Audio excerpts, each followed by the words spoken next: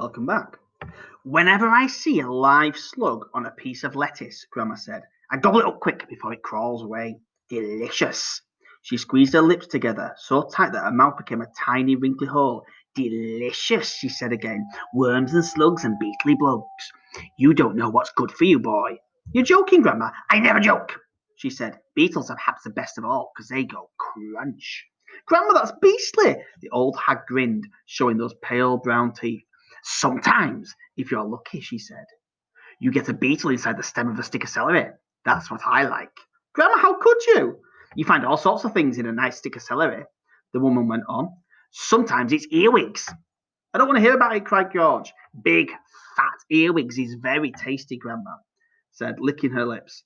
But you've got to be very quick, my dear, because if you put one of those in your mouth, it has a pair of nippers on its back end, and it'll grab your tongue, and it never lets go.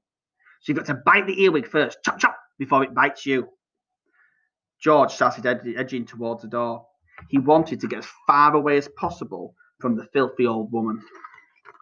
You're trying to get away from me, aren't you? She pointed a finger right at George's face. You're trying to get away from Grandma.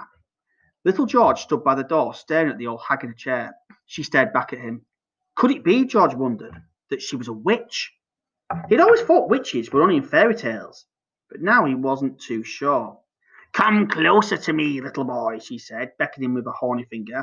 Come closer to me, and I will tell you secrets. George didn't move. Grandma didn't move either. I know many secrets, she said, and suddenly she smiled with a thin, icy smile, and the kind that a snake might give just before it bites you. Come over here to Grandma, and she'll whisper secrets to you. George took a step backwards, edging ever closer to the door. You mustn't be frightened of your old Grandma, she said, smiling that icy smile. George took another step backwards. Some of us, she said all at once. She was leaning forward in her chair and whispering in a throaty sort of voice George had never heard her use before. Some of us, she said, have magic powers that can twist the creatures of this earth into wondrous shapes. A tingle of electricity flashed down the length of George's spine, and he began to feel frightened. Some of us, the old woman went on, have fire on our tongues and sparks in our belly, and wizardry at the end of our fingertips. Some of us know secrets that would make your hair stand up on end and your eyes pop out of their sockets. George wanted to run away, but his feet seemed stuck to the floor. We know how to make your nails drop off and teeth grow out of your fingers instead. George began to tremble. It was her face that frightened him most of all, the frosty smile, the brilliant, unblinking eyes. We know how to have you wake up in the morning with a long tail coming out behind you. Grandma, he cried, stop! We know secrets, my dear, about dark places where dark things live and squirm and slither all over.